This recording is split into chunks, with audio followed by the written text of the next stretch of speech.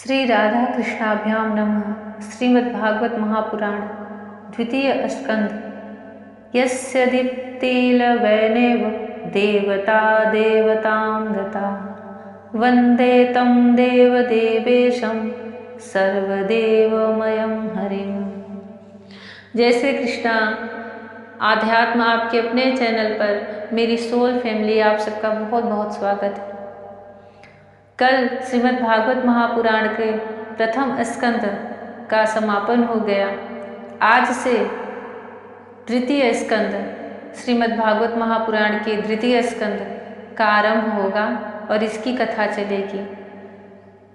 श्री सुखदेव मुनि राजा परीक्षित को हरिद्वार के गंगा तट पर श्रीमद् महाभागवत पुराण के एक एक प्रश्नों का उत्तर जो राजा परीक्षित उनसे पूछते जाते हैं उन्होंने दिए हैं और उनके संशय की भ्रम की सारी ग्रंथियां टूट फूट जाती हैं और अंत में उन्हें मुक्ति भगवान का निज धाम प्राप्त होता है। हमारा बड़ा ही सौभाग्य है कि हमें यह कथा श्रवण करने को मिल रही है, चिंतन मनन करने को मिल रही है। आप लोग इसको ध्यान में भगवान श्री कृष्ण का और श्री सुखदेव मुनि का चिंतन करते हुए इसका निरंतर पाठ करें, सुने, चिंतन करें और भगवत भक्ति प्राप्त करें। भगवान श्री कृष्ण चंद्र की जय, वेद व्यास मुनि की जय, माता सरस्वती की जय। ओम नमो भगवते वासुदेवाय। द्वितीय स्कंद पहला अध्याय, ध्यान विधि और भगवान के विराट स्वरूप का वर्णन। आज सुखदेव मुनि महाराजा परीक्षित को ध्यान की विधि और भगवान श्री कृष्ण के उस विराट दिव्य स्वरूप का वर्णन करेंगे। अपने चित्त को, मन को थोड़ा सा धीर करके, गंभीर करके उसका मनन करें। श्री सुखदेव जी ने कहा, परीक्षित, तुम्हारा लोकहित के लिए किया हुआ यह प्रश्न बहुत ही उत्तम है। मनुष्यों के लिए जितनी भी बातें सुनने, स्मरण करने या कीर्तन करने की है, उन सब में यह श्रेष्ठ है। आत्मज्ञानी महापुरुष ऐसे प्रश्न का बड़ा आदर करते हैं। राजेंद्र, जो गृहस्थ घर के काम धंधों में उलझे हुए हैं, अपने स्वरूप को नहीं जानते, उनके लिए हजारों बातें कहने, सुनने एवं सोचने करने की रहती है। उनकी सारी उम्र यूं ही बीत जाती है। उनकी रात नींद या स्त्री प्रसंग से कटती है और दिन धन की हाय हाय या कुटुंबियों के भरण पोषण में समाप्त हो जाता है। संसार में जिन्हें अपना अनित्य घनिष्ठ संबंधी कहा जाता है, वे शरीर, पुत्र, स्त्री आदि कुछ नहीं हैं, असत हैं। परंतु जीव उनके मोह में ऐसा पागल सा हो जाता है कि रात दिन उनको मृत्यु का ग्रास होते देखकर भी चेतता नहीं। इसलिए परीक्षित, जो अभय पद को प्राप्त करना चाहता है, उसे सर्वात्मा सर्वशक्तिमान भगवान श्री कृष्ण की ही लीलाओं का श्रवण, कीर्तन और स्मरण करना चाहिए। मनुष्य का जन्म यही इतना ही लाभ है कि चाहे जैसे हो, ज्ञान से, भक्ति से अथवा अपने धर्म की निष्ठा से जीवन को ऐसा बना लिया जाए कि मृत्यु के समय भगवान की स्मृति अवश्य बनी रहे। परीक्षित, जो निर्गुण स्वरूप में स्थित है एवं विधि निषेध की मर्यादा को लांघ चुके हैं, वे बड़े बड़े ऋषि मुनि भी प्रायः भगवान के अनंत कल्याणमय गुणगणों के वर्णन में रमे रहते हैं। द्वापर के अंत में इस भगवत रूप अथवा वेद तुल्य श्रीमद् भागवत नाम के महापुराण का अपने पिता श्री कृष्ण द्वैपायन से मैंने अध्ययन किया था।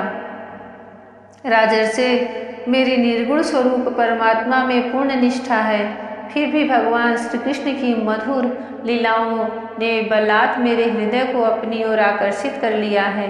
यही कारण है कि मैंने इस पुराण का अध्ययन किया। तुम भगवान के परम भक्त हो, इसलिए तुम्हें मैं इसे सुनाऊंगा। जो इसके प्रति श्रद्धा रखते हैं उनकी शुद्ध चित्त वृत्ति भगवान श्री कृष्ण के चरणों में अनन्य प्रेम के साथ बहुत शीघ्र लग जाती है। अगर आप श्री कृष्ण भगवान के भक्त हैं तो भगवान कोई न कोई ऐसी व्यवस्था कर ही देते हैं कि आपके कानों तक श्रीमद् भागवत पुराण का अध्ययन पहुँच ही जाता है, आपको सुनने को उसकी कथा मिल ही जाती है। और अगर आप भक्त नहीं हैं और आपकी रुचि, आपकी निष्ठा, आपकी भक्ति श्रीमद् भागवत महापुराण से लग गई है, तब तो आप भगवान श्री कृष्ण के भक्त बन ही जाएंगे। भगवान ने ऐसा विधान बनाया है, ऐसा रास्ता, ऐसा मार्ग बनाया है कि जो उनका भक्त है वह समझ लो कि बिना श्रीमद् भागवत महापुराण के नहीं रह सकता। और अगर किसी ने श्रीमद् भागवत महापुराण सुन लिया तब वह भगवान श्री कृष्ण के बिना नहीं रह सकता। यह है इसकी महत्वता, इसकी पूर्णता इस श्रीमद् भागवत महापुराण की। किसी न किसी विधि से उसे भगवान श्री कृष्ण की ही प्राप्ति होती है और हो जाती है। सूरदास जी जो कि अंधे थे, वह तो संसार ही नहीं देख पाए थे, उनको कुछ यहाँ की कोई भी दृश्य प्रपंच नहीं दिखता था, परंतु श्रीमद् भागवत महापुराण के 10वें स्कंद का उन्होंने अपने पदों में इतना सुंदर चित्रण किया है भगवान की लीलाओं का कि जो कोई उनके पद को सुने उसको भगवान से भक्ति हो जाए, भगवान से प्रेम हो जाए।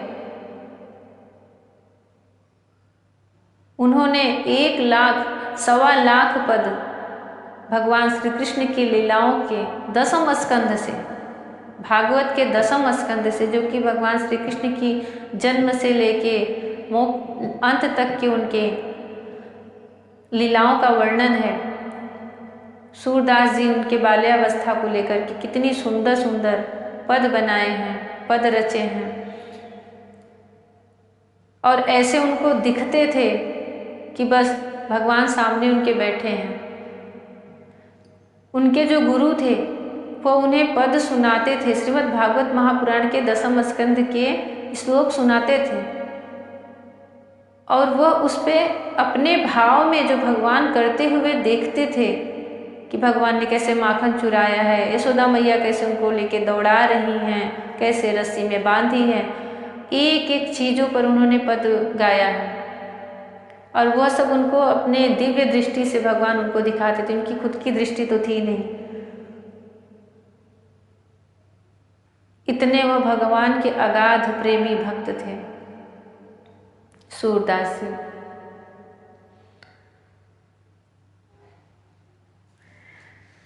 तो श्रीमद् भागवत पुराण में भगवान की प्रेम और भक्ति से भरा हुआ ही पूरा पर्याय है इसका, इसके अर्थ हैं, इसके शब्द हैं। इससे हमारा बुद्धि नहीं, इससे हमारी आत्मा जुड़ती है।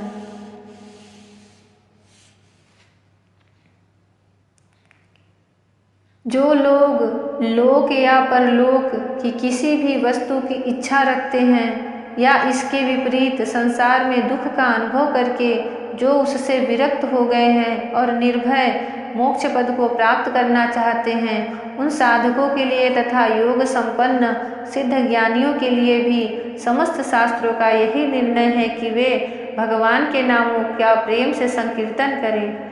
अपने कल्याण साधन की ओर से असावधान रहने वाले पुरुष की वर्षों लंबी आयु भी अनजान में ही व्यर्थ बीत जाती है। उससे क्या लाभ? सावधानी से ज्ञान पूर्वक बिताई हुई घड़ी 2 घड़ी भी श्रेष्ठ है, क्योंकि उसके द्वारा अपने कल्याण की चेष्टा तो की जा सकती है। राजर्षि खड्वांग अपनी आयु की समाप्ति का समय जानकर 2 घड़ी में ही सब कुछ त्याग कर भगवान के अभय पद को प्राप्त हो गए। परीक्षित, अभी तो तुम्हारे जीवन की अवधि 7 दिन की है। इस बीच में ही तुम अपने परम कल्याण के लिए जो कुछ करना चाहिए सब कर लो। मृत्यु का समय आने पर मनुष्य घबराए नहीं, उसे चाहिए कि वह वैराग्य के शस्त्र से शरीर और उससे संबंध रखने वालों के प्रति ममता काट डाले। धैर्य के साथ घर से निकलकर पवित्र तीर्थ के जल में स्नान करे और पवित्र तथा एकांत स्थान में विधि पूर्वक आसन लगाकर बैठ जाए। तत्पश्चात परम पवित्र ओम इन 3 मात्राओं से युक्त प्रणव का मन ही मन जाप करे। प्राणवायु को वश में करके मन का दमन करे और एक क्षण के लिए भी प्रणव को न भूले। बुद्धि की सहायता से मन के द्वारा इंद्रियों को उनके विषयों से हटा ले और कर्म की वासनाओं से चंचल हुए मन को विचार के द्वारा रोककर भगवान के मंगलमय रूप में लगाए। स्थिर चित्त से भगवान के श्री विग्रह में से किसी एक अंग का ध्यान करे। इस प्रकार एक एक अंग का ध्यान करते करते विषय वासना से रहित मन को पूर्ण रूप से भगवान में ऐसा तल्लीन कर दे कि फिर और किसी विषय का वो चिंतन ही न कर पाए। वही भगवान विष्णु का परम पद है, जिसे प्राप्त करके मन भगवत प्रेम रूप आनंद से भर जाता है। यदि भगवान का ध्यान करते समय मन रजोगुण से विक्षिप्त या तमोगुण से मूढ़ हो जाए तो घबराए नहीं। धैर्य के साथ योग धारणा के द्वारा उसे वश में करना चाहिए, क्योंकि धारणा उक्त दोनों गुणों के दोषों को मिटा देती है। धारणा स्थिर हो जाने पर ध्यान में जब योगी अपने परम मंगलमय आश्रय भगवान को देखता है, तब उसे तुरंत ही भक्ति योग की प्राप्ति हो जाती है। यह इतने जो नियम सुखदेव जी बता रहे हैं, यह सब भक्ति योग को प्राप्त करने की विधि है। तो जो भक्त है भगवान श्री कृष्ण का, उसे खुद को बहुत ही सौभाग्यशाली मानना चाहिए कि उसे बिना किसी प्रयास किए अपने पूर्व जन्म के प्रारब्ध से ही भगवान में अपने आप स्वतः मन खींच के लग गया। जब आपको प्रतिदिन प्रतिपल उस भगवान से मिलन की आकांक्षा लगी रहेगी, एक तड़प रहेगी, तो फिर कैसा जीवन और कैसा मृत्यु। आपको ऐसे विचार ध्यान करने की भी आवश्यकता नहीं रहेगी, क्योंकि भगवान हर समय निरंतर तुम्हारे मन में, आत्मा में, हृदय में वास करते हैं। भक्ति योग में यही सबसे बड़ा गुण है कि वह सर्वसमर्थ परमात्मा हमारे नित्य अंग संग का साथी हो जाता है, चाहे जिस भाव से, मित्रता से, पुत्र से, प्रेमी से, सखा से, भगवान के भाव से, दास से और भगवान के स्वामी के भाव से। और भक्ति प्रगाढ़ होती है तो जो नियम योग में अपना करके मन शरीर आत्मा को शुद्ध किया जाता है, भक्ति योग में वह स्वतः भगवान ही शुद्ध कर देते हैं उस जीव को। तभी तो मीराबाई को इतना कष्ट सहना पड़ा, आक्षेप उठाने पड़े, सबने इतने उनके ऊपर लांछन लगाए, मार डालने की इतने उनके प्रयास किए गए, परंतु भगवान ने जब उस मीराबाई को स्वीकारा तो सशरीर अपने साथ लेके चले गए। वह यहाँ पे जितना सही, जितना सुनी, उससे उनका मन, आत्मा तो क्या, उनका शरीर भी शुद्ध हो गया। जबकि वेद पुराण हर जगह यही लिखा गया है कि देह को छोड़ना ही पड़ता है, देह के साथ कहीं भी कोई नहीं जा सकता, मृत्यु होती ही होती है। और यह बहुत पुरानी बात नहीं है, सिर्फ 500 साल पहले की बात है। जितना जीवन में कष्ट आए, जितना कोई तुम्हें अपमान करे, जितना तुम्हें कोई गाली दे, मारने का तक का उनका प्रयास किया गया, पर उन्हें कुछ हुआ नहीं। पर उससे उनकी शुद्धता इतनी बढ़ती गई कि भगवान उनके शरीर उनको अपने पास बुला लिए। धन्य हैं।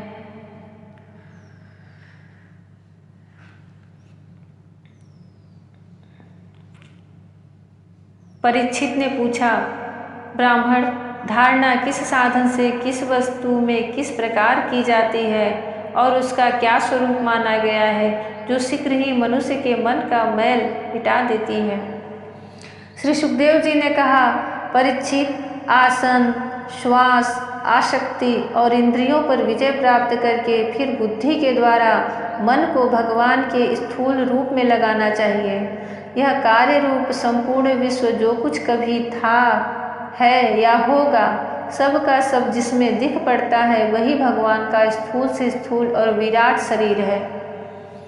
जल, अग्नि, वायु, आकाश, अहंकार, महतत्व और प्रकृति, इन 7 आवरणों से घिरे हुए इस ब्रह्मांड शरीर में जो विराट पुरुष भगवान हैं, वे ही आज धारणा के आश्रय हैं, उन्हीं की धारणा की जाती है। तत्वज्ञ पुरुष उनका इस प्रकार वर्णन करते हैं, पाताल विराट पुरुष के तलवे हैं। अब विराट भगवान के विराट पुरुष भगवान श्री कृष्ण के विराट स्वरूप का वर्णन हो रहा है, उसको थोड़ा ध्यान से सुने। पाताल विराट पुरुष के तलवे हैं, उनकी एड़ियाँ और पंजे रसातल हैं, दोनों गुल्फ एड़ी के ऊपर की गांठें महातल है, उनके पैर के पिंडे तलातल है। विश्वमूर्ति भगवान के दोनों घुटने सुतल हैं, जांघें वितल हैं और अतल जांघें अतल और वितल है, पेढ़ू भूतल है। और परीक्षित, उनके नाभि रूप सरोवर को ही आकाश कहते हैं। आदि पुरुष परमात्मा की छाती को स्वर्गलोक, गले को महरलोक, मुख को जनलोक और ललाट को तपोलोक कहते हैं। उन सहस्त्र सिर वाले भगवान का मस्तक समूह ही सत्यलोक है। इंद्रादि देवता उनकी भुजाएं हैं, दिशाएं कान हैं और शब्द श्रवणेन्द्रिय हैं। दोनों अश्विनी कुमार उनकी नासिका के छिद्र हैं, गंध घ्राणेन्द्रिय है और धधकती हुई आग उनका मुख है। इसीलिए हवन करते समय सब अग्नि में आहुति डालते हैं तो वह सीधा भगवान के मुख में प्राप्त होता है, और जब भगवान को प्राप्त होता है तो फिर सारे लोकपालों को पुष्ट करता है। भगवान विष्णु के नेत्र अंतरिक्ष हैं, उनमें देखने की शक्ति सूर्य है, दोनों पल के रात और दिन हैं। उनका भ्रू विलास ब्रह्मलोक है, तालु जल है और जिह्वा रस है। वेदों को भगवान का ब्रह्मांड कहते हैं और यम को दाढ़े। जब भगवान के स्नेह दांत हैं, सब प्रकार के स्नेह दांत हैं और उनकी जगन मोहिनी माया को ही उनकी मुस्कान कहते हैं। यह अनंत सृष्टि उसी माया का कटाक्ष विक्षेप है। लज्जा ऊपर का होठ है और लोभ नीचे का होठ है। धर्म स्तन और अधर्म पीठ है। प्रजापति उनके मूत्रेंद्रिय हैं, मित्रा वरुण अंडकोश हैं, समुद्र कोक है और बड़े बड़े पर्वत उनकी हड्डियां हैं।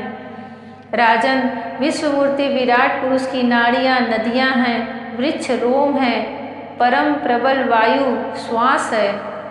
काल उनकी चाल है और बूढ़ों का चक्कर चलाते रहना ही उनका कर्म है। परीक्षित, बादलों को उनके केस मानते हैं, संध्या उन अनंत का वस्त्र है। महात्माओं ने अव्यक्त मूल प्रकृति को ही उनका हृदय बतलाया है और सब विकारों का खजाना उनका मन चंद्रमा कहा गया है। महतत्व को सर्वात्मा भगवान का चित्त कहते हैं और रुद्र उनके अहंकार कहे गए हैं। घोड़े, खच्चर, ऊंट और हाथी उनके नख हैं। वन में रहने वाले सारे मृग और पशु उनके कटी प्रदेश में स्थित हैं। तरह तरह के पक्षी उनके अद्भुत रचना कौशल हैं। स्वयंभू मनु उनकी बुद्धि है और मनु की संतान मनुष्य उनके निवास स्थान हैं। गंधर्व, विद्याधर, चारण और अप्सराएं उनके खट आदि स्वरों की स्मृति है। दैत्य उनके वीर्य हैं। ब्राह्मण मुख है, क्षत्रिय भुजाएं हैं, वैश्य जंघाएं हैं और शूद्र उन विराट पुरुष के चरण हैं। विविध देवताओं के नाम से जो बड़े बड़े द्रव्यमय यज्ञ किए जाते हैं वे ही उनके कर्म हैं। परीक्षित, विराट भगवान के स्थूल शरीर का यही स्वरूप है, सो मैंने तुम्हें सुना दिया। इसी में मुमुक्षु पुरुष बुद्धि के द्वारा मन को स्थिर करते हैं, क्योंकि इससे भिन्न और कोई वस्तु नहीं है।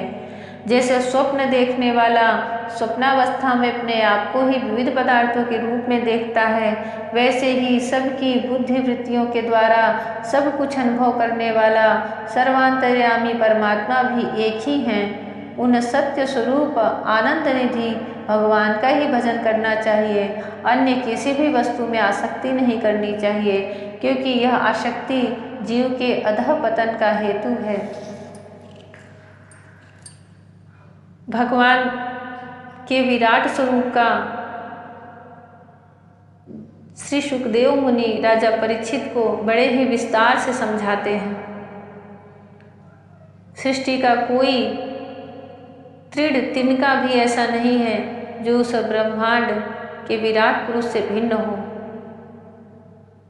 सब जगह से मन हटा करके सिर्फ श्री कृष्ण में ही मन लगा दो। आज का अध्याय यहीं पर हुआ पूरा। कल अगले अध्याय में भगवान के स्थूल और सूक्ष्म रूपों की धारणा तथा क्रम मुक्ति और सद्वन्मुक्ति का वर्णन आएगा। जय श्री कृष्णा। राधे राधे। हरि ओम।